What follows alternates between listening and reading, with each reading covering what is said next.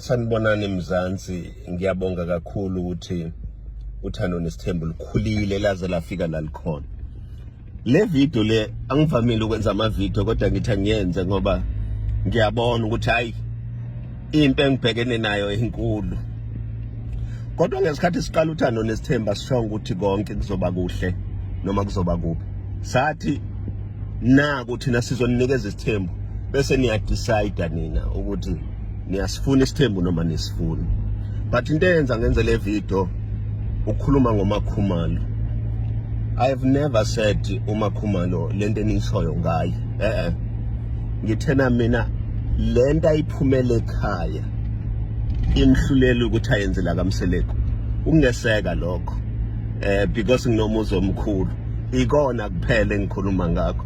Manje nina senifaka okunye okuningi.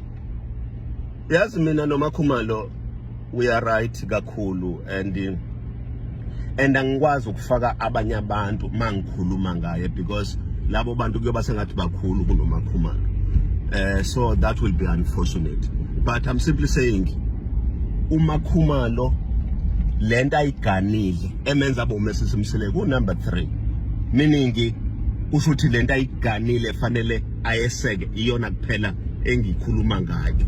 Angikhulumi ngokunye lokhu nina enikhuluma ngakho and uyangitshela mina ukuthi anikho esithembweni because kube benisisithembweni benizo understand ukuthi uMseleko ukukhuluma ngesithembu.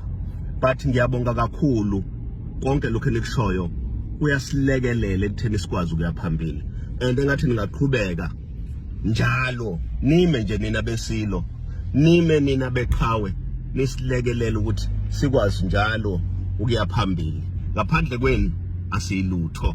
Siyabonga kakhulu. Angazi ke noma abantu basasifuna isithembu ngoba kungenza ukuthi sebe decide ukuthi isithembu angisasifuni, isithembu uyasifuna. Hayi ayibanga khona.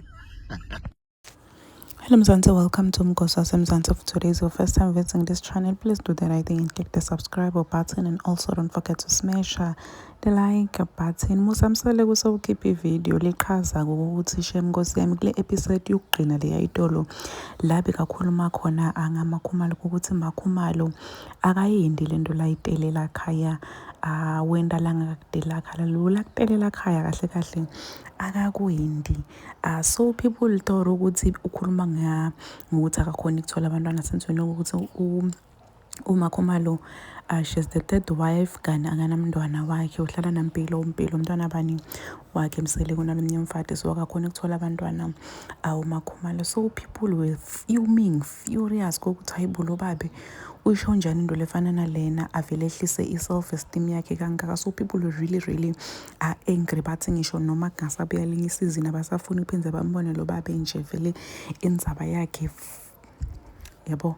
So people are saying nje ukuthi lo babe lona ngathi bambi kahle la uthi inkosi yami yena bekangakhuluma ngaloko bekakhuluma ngalo bekakhuluma ngakho ukuthi akendi lokunhle lokuright as umuntu wesithembu kumele akwenda kakhulu njengento abantu abantwana cha uthi aningambufaka kabi bahlali uthi aningammisinterpret bahlali nje